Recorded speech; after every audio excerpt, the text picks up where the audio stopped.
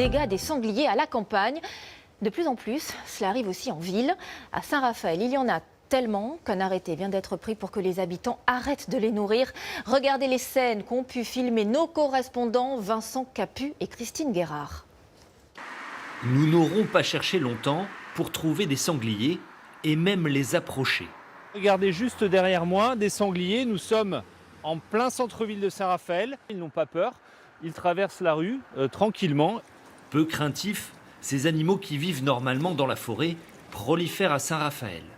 Les habitants en observent quotidiennement dans ce quartier et leur présence devient problématique. Moi, je le vois le soir quand je promène la chienne. Souvent, ils traversent là, vous voyez, tout ça, là.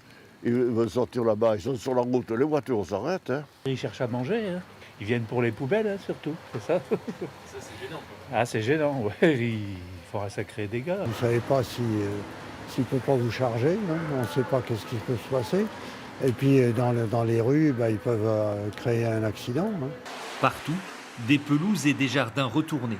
Les sangliers creusent pour trouver à manger. C'est ce qui est arrivé juste derrière cette boucherie.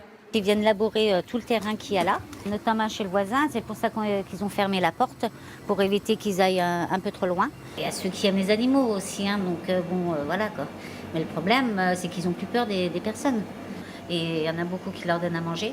C'est bien le problème, car cela favorise leur prolifération en ville. La mairie vient de prendre un arrêté qui interdit le nourrissage des sangliers sous peine d'une amende de 150 €.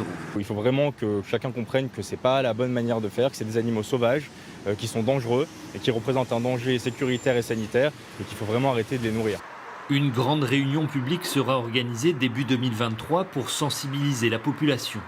En attendant, dans les ronds-points régulièrement labourés, l'herbe verte est remplacée par du sable ou des cailloux, dont les sangliers sont beaucoup moins friands.